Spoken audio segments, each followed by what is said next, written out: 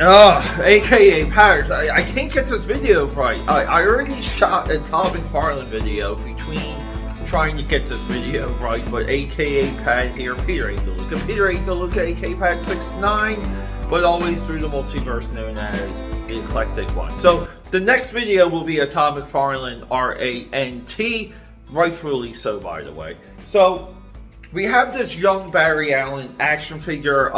This blew over a lot of people's heads. It was brought to my attention by a Twitter account, Critical Blast or Critical Thinking. The link to that account down below. Go follow that. Great stuff. But yeah, he posted this account posted this video, and the figure. Okay, and we'll put the figure up right here from Walmart.com, by the way. But because, yeah, I was surprised I was able to Google the figure and get the product shot so fast. It's amazing how the internet works. But it's basically like Barry Allen from the nipple up. We have the 1989 Dark Knight Batman Michael Keaton bat suit with the bat symbol, with a spray painted, like stenciled yellow spray paint lightning bolt.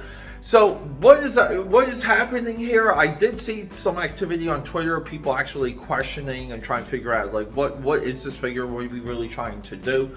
Here's the thing, and this is we have two threads to what this could mean in the movie. It's very troubling for anyone that holds a 1989 Batman, Michael Keaton, Tim Burton, Vicky Vale, Jack Nicholson. If you hold that movie, Kim Basinger, I couldn't think of her name, but if you hold that movie close to your heart, you're going to have a similar reaction that people had with Superman Returns, which was basically, people looked at the child of Superman Returns as tarnishing the original Richard Donner Superman, and it was just basically not honoring, again, like the time investment that you put into that movie and loving Superman 1 and 2, because no one acknowledges Superman 3 and 4, which is very similar here, right? Because when it comes to the original Batman movies, we really don't like to acknowledge Batman and Robin, which is fine. Yeah, I've always said this. That movie is a blockbuster, $200 million live action version of the 60s television show, directed towards children. It's more of a children's movie than anything. I don't know why people act like it's not. So we have this time investment. We've all invested in 1989 Tim Burton movie, and now what they're saying is, because we do have a Metropolis reference in Batman Forever, we have a Superman reference in Batman and Robin, but we already nixed that. So Val Kilmer basically just says, there's that circus, your circus, talking to Dick Grayson. Look, Dick, that circus is already halfway to Metropolis by now. So we don't know if there's a Superman in that universe, and we're going through the thread of the Flashpoint.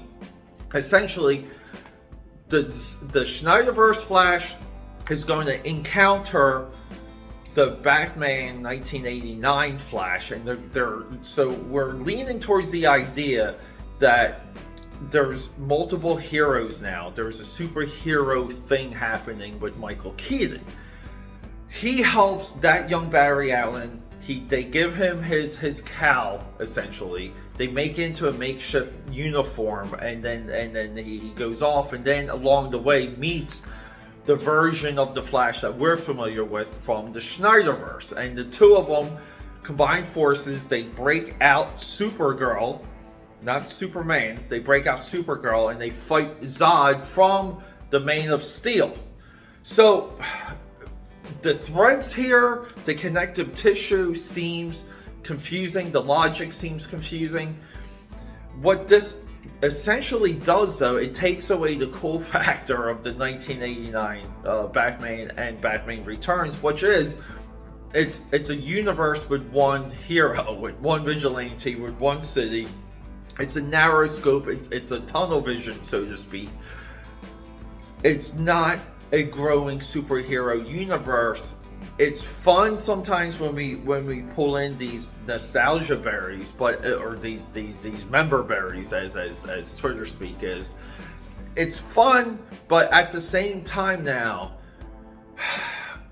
when we watch the 1989 Batman, we're going to say things to ourselves. How come this hero's not there? How come that hero's not there?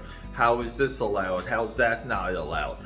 It puts Flashpoint in the compromising position of being able to explain large gaps now, because we're in a way doing a real-time sequel to the 1989 Batman.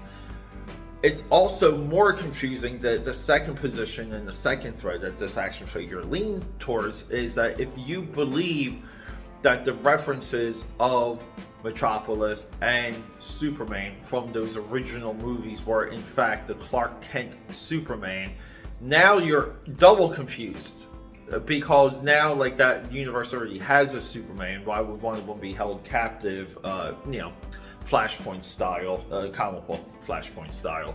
So anyway, I just wanted to bring this to your attention. We were pretty dead on when it came to the Shazam Wonder Woman drop. I think we're going to be dead on with this, that the Michael Keaton Batman universe Barry Allen will have a suit made by Michael Keaton Batman in the Flashpoint movie, which is somewhat of a nod to its own continuity with the Snyderverse, with Ben Affleck making Ezra Miller's uniform or outfit, or whatever the heck you want to call it. It just adds more confusion. It makes it too cute. It connects things too much. What happened to just playing it loose sometimes? AKAPAD here. I guess we can call this a young Barry Allen movie rant. Rock and roll. Subscribe, support, leave a comment. I love you guys.